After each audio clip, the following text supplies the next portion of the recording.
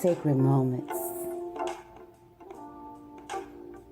Sacred moments with you.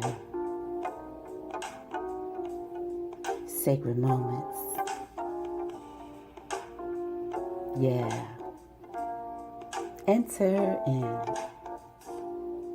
sacred moments. I'm here in this space on this day with you. I'm here in this sacred space witnessing the morning dew. Sacred moments. In voice and in victory, we will share our thoughtful view, conversing and even challenging things we thought we knew. Sacred moments. With expectancy and excitement is this time set aside. Won't you enter in with us? And come on, let's take this ride. Riding the waves of wonder and whimsy. We're not here to do silly or flimsy. We're sacred moments. We are here open to listen and engage and converse. You know I'm going to keep the triune God in sight and first. I'm here with you on this holy mountain of meaning, sharing vows and syllables, discussing powerful gleanings. It's sacred moments. With songs and sonnets and poems and prose, this is not just another one of those radio shows. It's sacred moments. It's sacred moments with me as your host, here to clear and create and commune with you from coast to coast. It's sacred moments. Enter.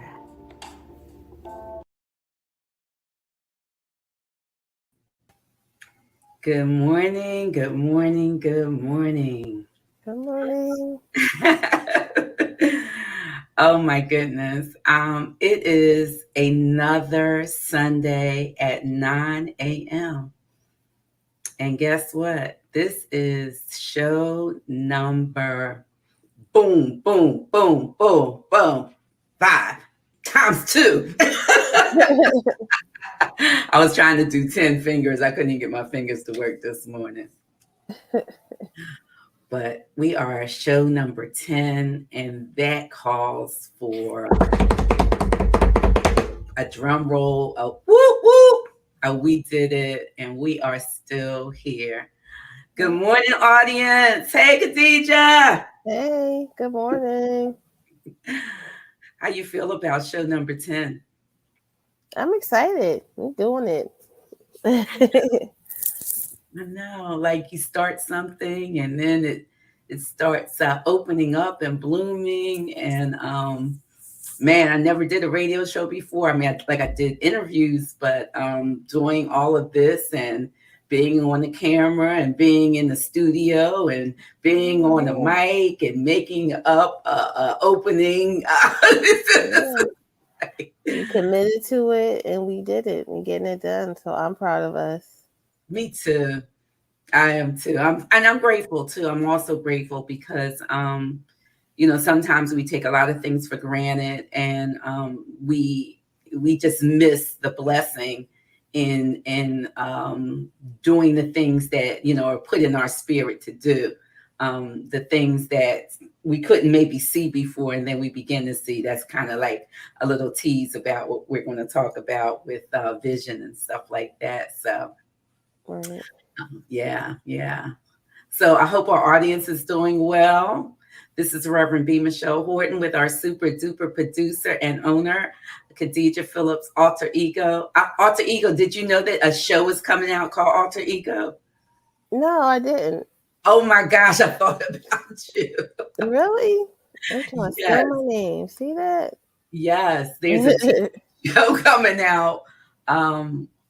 Alter Ego something or something alter ego, and it's these people who want to sing and can sing, but they I think they're like they don't want their personality to be seen. So they dress up, or it's a computerized alter ego. So they're the human person is singing, but the alter ego is the one being revealed on the TV show. So I don't know That's how it's. kind of like The Mask. Isn't that what Yes, it's called? Where they sing and they dress up like the characters, and you have to guess what it is. yeah, yeah. I don't like anybody that's dressed up like in. I don't know. I Mhm. don't trust who's behind those costumes. So. Let me Mm-mm. go ahead and write my show with my name. Yeah, yeah, Because yeah. Oh, it's good to see someone on already. Looks like Linda's. Listen, for our 10th show, we're going to talk about vision, but we're also going to kind of look back and envision looking ahead. So we want audience participation. The very first show that we did on July 10th, it was just Alter Ego and myself. So we chose this show to just be the two of us kind of talking. But we really want to talk with you, audience. We want to hear how you've liked the show so far. We want to know if there's any topics that you may want us to talk about. Any questions that you may have for either of us, we might answer questions. So if you're in the chat, we want you to please put some stuff in. We want to hear from you. We want this to be audience participation. And so think about three things. How you've liked the show so far, what topics you might like to hear, how you feel, and what do you think about vision, because we're talking about that as well. And we want to read your comments and just have a conversation with you on our 10th anniversary show. So, audience, if you could start doing that, we would really appreciate that. And we'll get to read maybe some of your comments live right on the air. I do want to say thank you to again Khadija for having me be a part of this Besties Media Company. And if you talk about vision, I may want to just even ask you, like, how are you getting all of these? I think you're coming up with these ideals and visions and ways to build community. Like, how does that come to you? Is there something that, it just pops in your head? And I mean, how do you see yourself with vision? I guess I'll say that. honestly, what happened was probably it's probably like 10 years now. Really? I prayed and I said, 'cause I was still working and I hated my job and I really didn't know what I wanted to do. And I prayed and I was just like, God, can you give me ideas that would help make me money, that would help um like bring the community together. Just give me ideas, creative ways um to do this, business ideas. And ever since then, like I just get them. Like I just come up with it, and it's like so rapid fire, and there's so many to the point where I was actually considering like maybe I should just sell my ideas. I mean, right now I pretty much just give everything away, but like I get it all the time. Like I'll just be sitting somewhere, and I'm like, oh, that would be cool if I did this. Who could help me do this, or who could this help? Um, like I said, I get so many of them. Some of them aren't really relevant to me or something that I would even feel comfortable doing. It'll be for somebody else. So, like this, like I couldn't see myself just creating a show where I was trying to encourage people and, share the word of God. I couldn't see myself doing that myself. So I'm like, I want to do something encouraging and motivating for people on Sunday mornings. Who could I get that would be a good fit? And so it's kind of like that. Like, Okay. I get the ideas for myself, but then I feel like I also get ideas for other people that are around me. So that's interesting because I think something that I've always known you to be is that type of person where it wasn't um, necessarily just about you or how something can just benefit you. I think inherently you have that thing, I'll just say, inside that says, how can, how can this help the community? How can this Mhm. build, others up? I Mhm. think that's a gift, and I think that you nurture it. It's interesting you said that you were getting ideals rapid fire. Oh boy, Yeah, I what? do. Like I'll just be sitting somewhere, and that's why I have like so many whiteboards because I had to put them down because I'll get distracted because I'll be doing something like, oh, let me create this group or program or thing, and then I'll be like, oh, it'd be cool to take the podcast and have a talk show. Yeah, yeah, So I'm like, okay, I want to do a talk show. So now I'm researching how to do a talk show, but I'm like in the middle of doing something else. So they just come to me. And then too, I also have to recognize, I mean, talking about vision, I have to recognize what's for me and what's not for me and not even pursue that because I can't do everything. You know okay, what I mean? So, like, what's the vision? What's the outlook? Like, where do I see, for example, this show going? Like, what's the vision for this show? Do I want to, necessarily be in front of the camera on this show for another 10 years? Or do we want to take it somewhere else? And the ideas just come and I just write them down. I have notebooks filled with the ideas. And it's even hard for me too because like sometimes I'll get frustrated because I feel like everybody doesn't have the same vision and that I do as far as bringing community together and working together. Um, so I'll say, well, they don't ever promote anybody else's business. They don't promote what I'm trying to do, so I won't promote theirs. But God still puts it on me, like, no, mm, send this person this referral. Let this person know that this is happening. So I have to do it. It's just, like you said, I guess it's just part of who I am. And now that I'm older, and now that I actually asked God to help me with it, He's like, "Well, you asked me, so here." yeah, You asked yeah, me, so here's the ideas. Here are the people. Like I've met people, and then I didn't know, what their purpose really was in my life because I'm not really an outgoing person like that until years later when I get the idea, like, oh, hey, this will be good for them to do X, Y, and Z. So I don't know. I think like I think I attribute everything to their prayer that I made yeah, yeah. because since then everything's been wrong. Like the ideas just come. Mm-hmm, mm-hmm. Yeah. Um, I really appreciate that community aspect. I have been really thinking a lot about that lately, as in our world that we're living in, when we have so much division, Mm-hmm. that to make the effort to celebrate each other's differences, respect them, number one, um, but that community effort, community um, uh, work, that seems to be lacking. And I think that if we can get back to that, or either, I don't know if we I think we did have it at some point. I remember growing up and collectively, as a child, on Saturdays, and adults, we all went outside on our block and we all cleaned our steps. Like, I remember feeling part of a community. And our audience, if you have any type of questions about vision, or want to share, some things with us, please put it in the chat. But as a child, I remember that we especially throughout the summer, like, we all were outside, we all were doing like similar things to uplift the community. Cleaning, sweeping, sharing, the kids huddling together.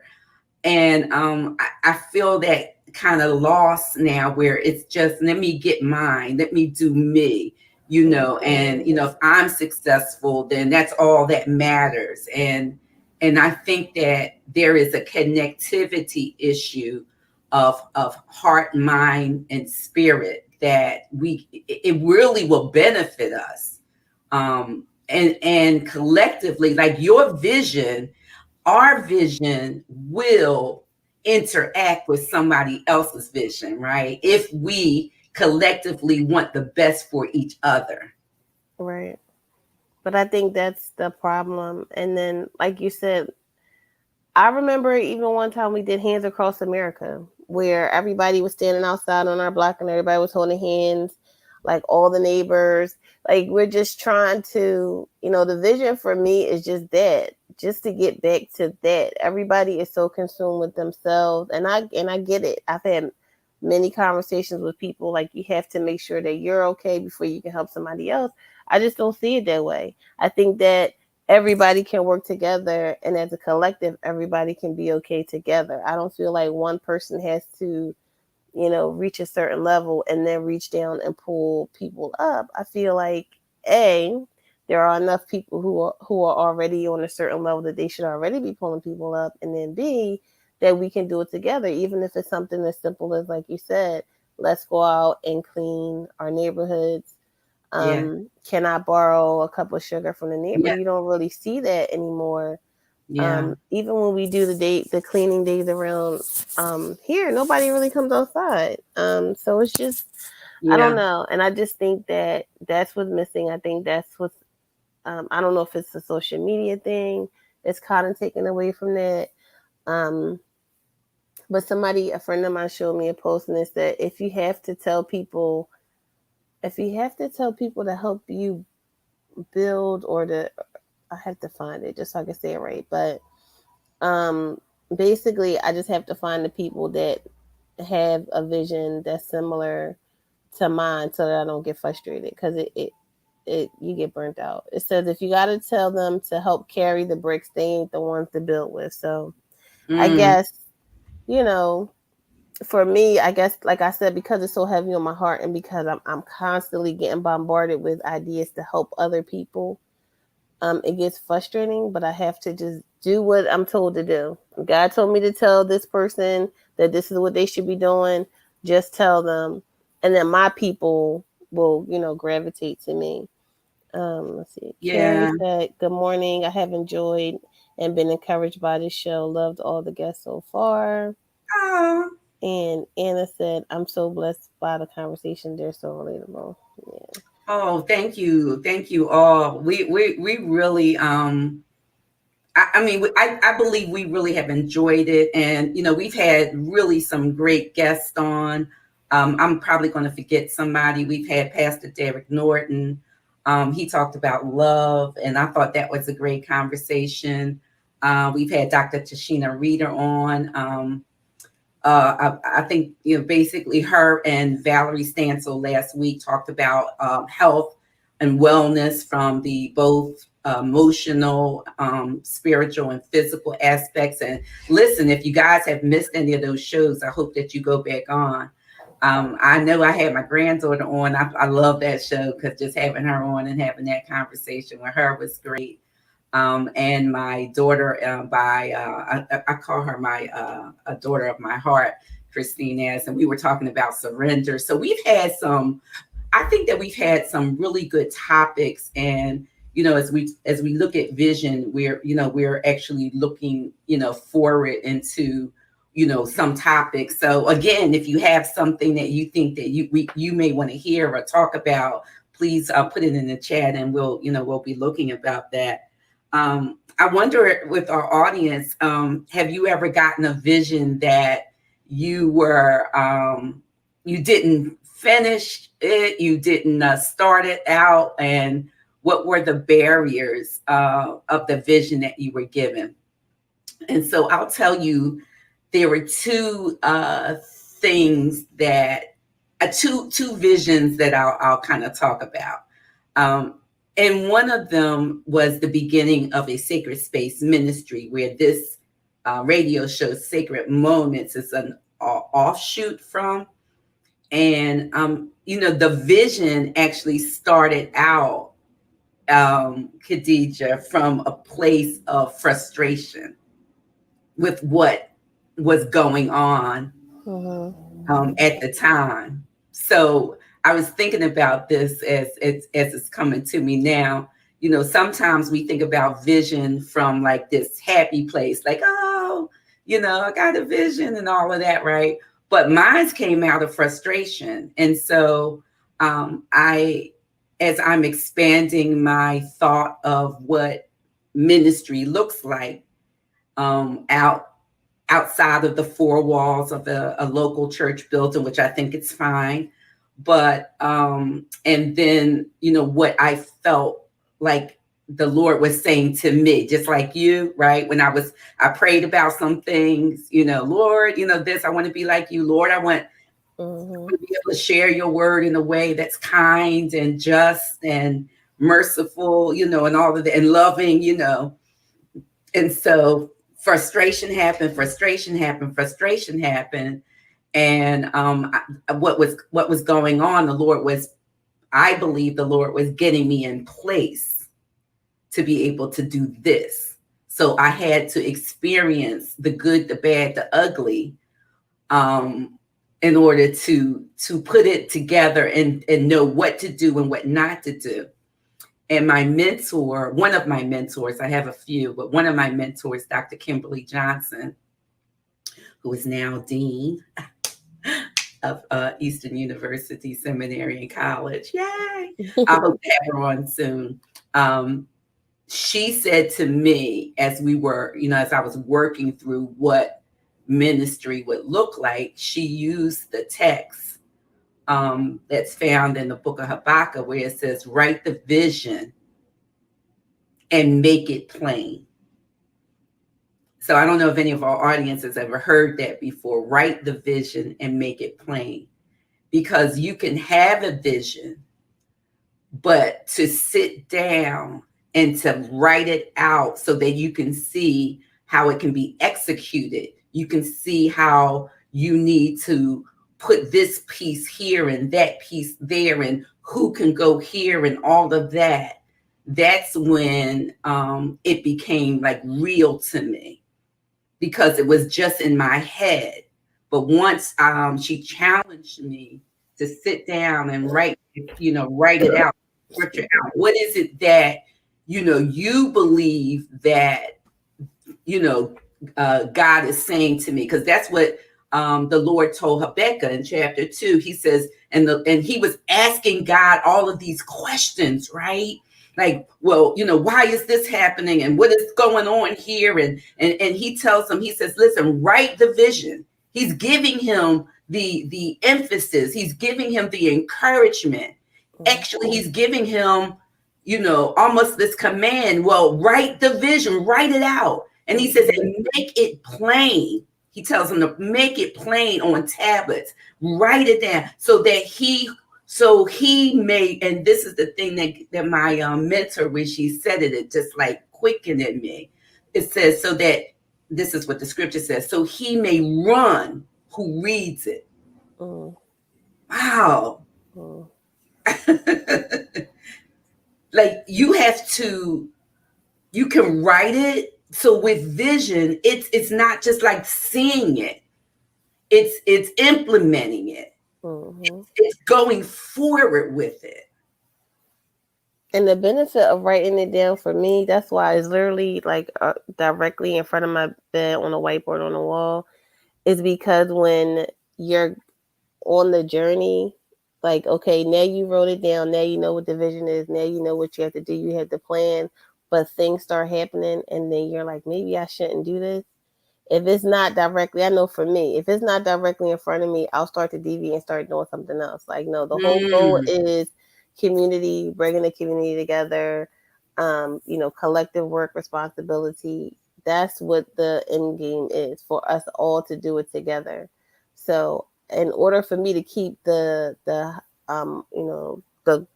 end game in front of me, I have to like look at it and see it and constantly know, why am I doing this? So when I'm frustrated, when I'm, feeling, defeated, then I know what it is. Because my end game is not about, because you hear it a lot now, generational wealth. I want my family to be rich. Like, that's not really my end game. Like, I'm not really motivated by money, and that's not the end game. Like, I want our community to amass wealth together. So my vision is different. But as you start talking to people and meeting people, they like try to change your, well, you should do this, and why? Well, because that's not what Yes. I want. Like I do want my family to be okay, and to be able to live comfortably, but I'm really not doing this so that we can get a Lamborghinis. But if you start talking to people who have Lamborghinis, they'll start to make you think that that's what it is, but that's not what your vision is.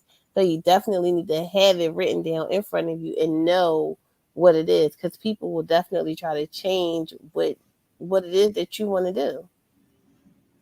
And I think that's problematic. And I am like 100% like with you on that because, you know, I had to even ask myself, like, okay, the vision that God gave me for Sacred Space Ministry was initially to, um, I started out, and I still have this, starting out ministering to people who are homebound. Of course, I was dealing with seniors. I was teaching Bible study where my mom lived at.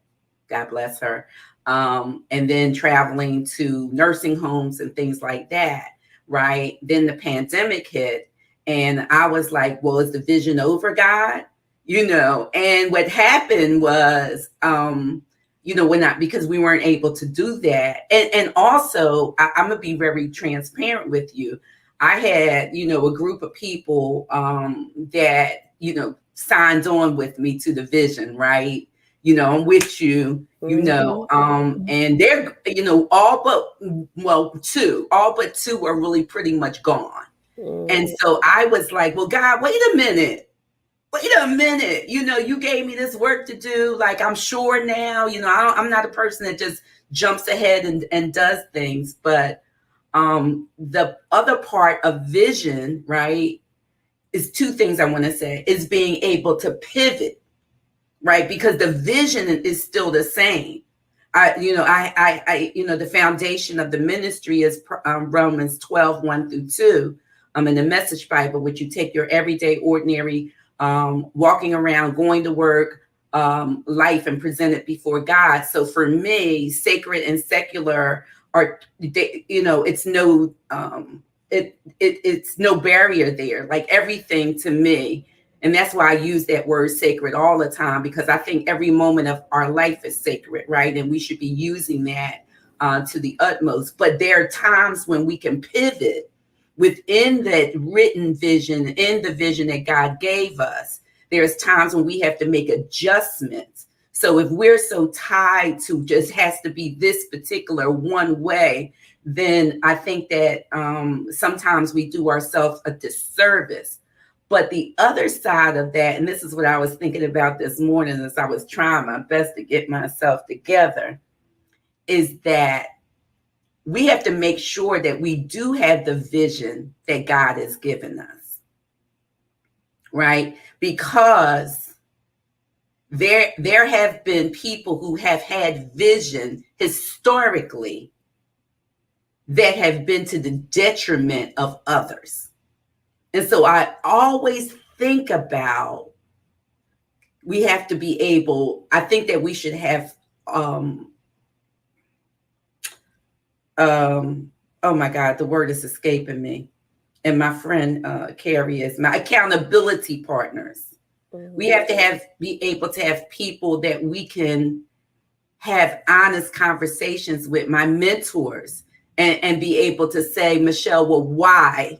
Where does that come from? Is that, sometimes that we can get frustrated, because somebody else doesn't see that vision or understand, and then we go in that direction. So we if we can have people that we really do trust, that we can share and talk with about it, then I think that's also helpful along the road of vision. What do you think about that, audience and Khadija?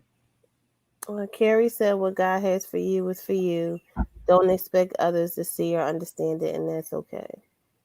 And just based from what you said, you have to, like you said, make sure you know that it's the voice of God talking to you. That if that's what you're going off of, Yes, because like you yes, said, it may affect others. Like, there were several times where God might have told somebody, "You need to kill everybody in here in this whole town." Exactly. And you're like, what? Imagine being told that the women and the babies too. Yeah, kill everybody, and you don't want to do it, but ultimately, those babies grew up and now they have enslaved your whole family and your lineage, and now the whole course of life has changed because you didn't do what you were supposed to do.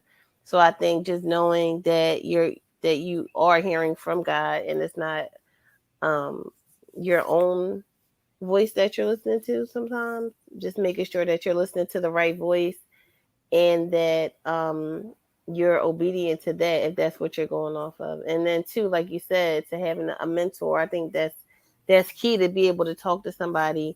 And this is outside of listening to God and his voice. Just if you have an idea for something, it's always good to check with somebody else that you trust, somebody who is or has done the things that you want to do, just to get their honest opinion, just to have guidance. Because, like I said, my whole thing is about community and working together. And I feel like you don't have to be on an island by yourself doing everything alone. Yeah. And I think that it is definitely good to get different views as well. Like, you don't have to agree with them, but I think sometimes we do ourselves a disservice by just asking people who we know are going to agree with us, right? That if you are like I am blessed. I have your mom is one of my best friends. I've had these friends 30, 40 years now, right? Well, they've been my friends for all of that time. So if they say something a little different than what I'm thinking, I may not have to agree with them, but I should respect the fact that I know that they care enough about me in order to give me a view. I might not agree, but a view that I need to hear and listen to and consider. So I think that, yes, we must make sure that we are hearing from the Lord, and that it, like, my vision for the ministry it didn't come because I was all happy and everything was good. It came through frustration. So even consider when we think about vision, how what was the jumping point? Did it have to come this particular way? And to be patient. Sometimes vision is for something somewhere down the line. And so my second example was when I was at work right before I retired. I retired from my third job in 2017. And the year before I retired, the Lord said to me, y'all know I write, I'm an author of several books that are still available on Amazon and from me. That you will, he said, I believe this is what the Lord said. You're going to write a play. I'm like, I'm going to write a play. Well, I like writing poems. I love writing short stories. I love writing devotionals, blah, blah, blah, blah. I even have a manuscript that I've never published yet. And I'm like, a play? Right? Now, this was the year before I retired. And then all that year, the Lord was confirming. Yes, I see what you wrote, Linda. That's good, Michelle. Listen, even if you don't agree. And then I knew it was God because it would not leave me. And I did. I wrote a play.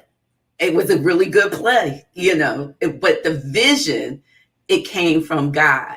And God's encouragement to me was, although you've never done this before, I'm going to give you the tools to do it. So don't be afraid, for those that are listening, that if God is giving you a vision, make sure that it is the Lord, as Khadijah has said, and then ask for how to implement it and be able to pivot, adjust, and invite people that you know that you can trust into it. And that's how the play became a standing room only play. Yeah, Yeah, I'm that's going right. to. Let me tell you something. I still don't believe I have a podcast. Like, just the fact that I'm doing this is wild to me. And then when people say, "Oh, you're such a good conversationalist and you ask good questions," and I'm like, "Really?" Like, Mhm.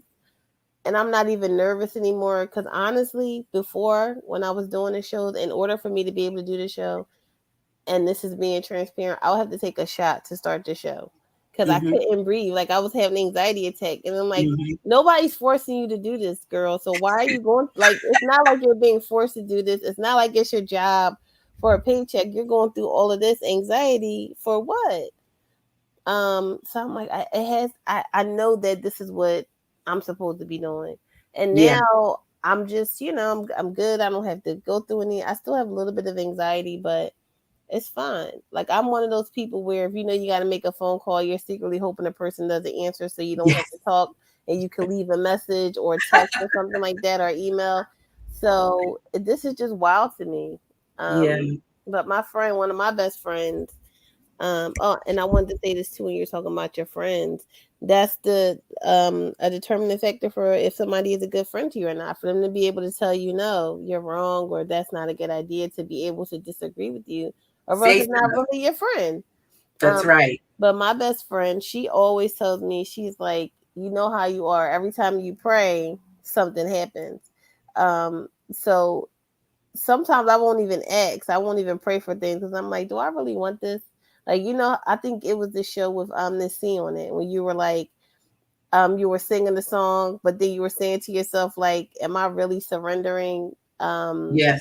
Yeah, so it's like that. Like, sometimes you pray. I'm like, do I really want this? Because honestly, getting all these ideas is overwhelming. And I'm like, I did pray for it. I asked for it. So yeah, I think having a friend that can, be honest and real with you is key. But then also when you're praying, um be careful, because if God tells you to do something, I know for me, I don't know how everybody else is, but whenever I pray for something and that prayer is answered, like, if I'm not doing or making the move that I'm supposed to make, it so I'm trying to find the right word. I don't want to say haunts me, but it's like the Holy Spirit is nagging me, like, girl, you said you wanted to do X, Y, and Z Yeah. for the community. You said you want to do this. Here's this person. Meet this person randomly at ShopRite. Go say this to this person. I'm like, I don't want to just walk up to somebody, or I don't want to send this person a message, but I have to. Like, I'm forced to do it. Like, I have to get up and do the podcast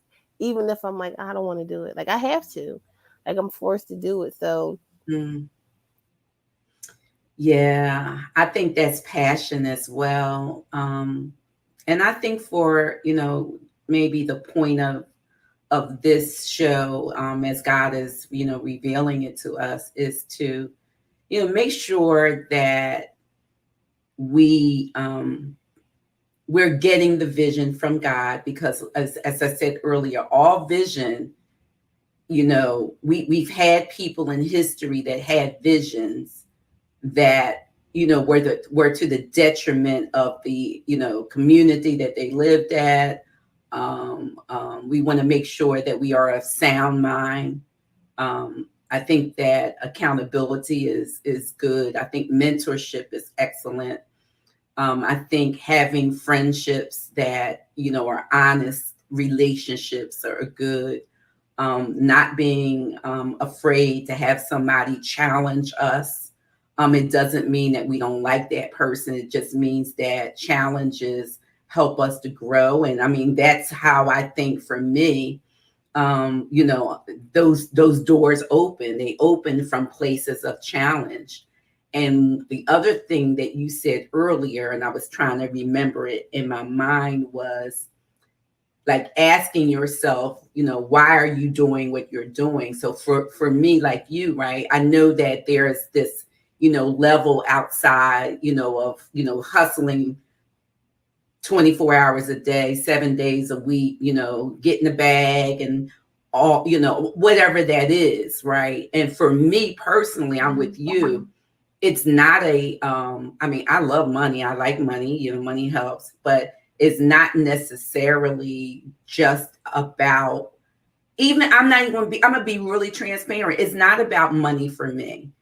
If I can't leave in somebody's heart a place of hope, like this show is foundation on faith, hope, and love, and I'm talking about that, as Dr. Irie Sessions said last night, that revolutionary love of Jesus. If I can't do that, then I'm not operating in the vision that God has given me, because the richness of life for me are those things that are not tangible, not just tangible, but the richness of life is, that deep sense of peace, priceless. That I was riding home yesterday. I had went out to a park. I want to kind of maybe bring it in as we come to the end of the show. And I'm trying to think of the name of the Tyler Arborarium. And as we were walking out, and we're talking about vision, as we were walking out of the park, we walked in the park. You had to go down this road that leads to the back where we were all gathering at. And when we walked out, we saw this tree. We all saw this tree. And we were like, did y'all see this tree when we walked in? And one person said, yeah, but the other three of us were like, no. And we knew that we had to see this tree. Vision. We're looking, and this tree was beautiful, but had been injured. But somebody saw vision in this tree, and they propped it up. They used these ladders. They put a gate around it so that you could not touch the tree. But the thing is, as I was thinking of vision, I didn't see it going in, but I saw it going out. We were looking at this tree. We were envisioning, because of the way it was propped up and the story that was attached to it, what it had gone through, but it was still standing. So vision. Sometimes we need to ask God to see correctly what is there, and to see what is not there, and to see where our part is in it. So that's really what I want to just, leave with the audience. As Habakkuk 2:2, and the Lord says, write the vision, make it plain. It doesn't have to be so complicated, and then run with it. But make sure it's the vision that you hear from the Lord.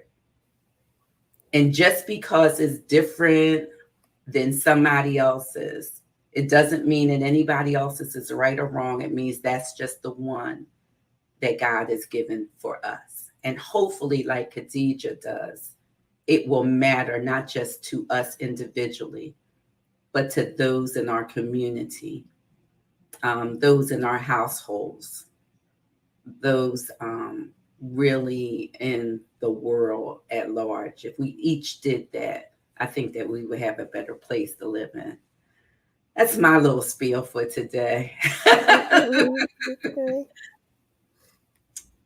So, audience, we are grateful to be back next week. We have a guest next week. In fact, I think for the next 3 weeks, we have some really good shows lined up. Some of them are surprises, so we don't want to say anything. So I hope that you'll come on back in. And I also want to tell you that Sacred Space Ministry is back on Fridays at 6:30 p.m. We had a 5-week sabbatical. We came back this Friday that just passed, and we had a lot of new people on, which I was happy about that. So please spread the word about all of the ways that Sacred Space, Sacred Moments, Besties Media, check these all of these social media platforms out, podcasts out, and let's work this thing together. Let's do it. Let's do it. Let's do it. All right, Khadija, you got anything to say at the end? You good? Nope, I'm good. Let's All go. right. Okay. Our hearts and minds clear. We hey, amen. Thanks for watching. Thanks for sharing. We saw your comments about topics for the show. We're going to put them on our paper, and we are going to write that vision out and run with that. So stay tuned, stay tuned, stay tuned. Like and share and tell somebody about the show, and have an absolutely amazing day. Peace and blessings.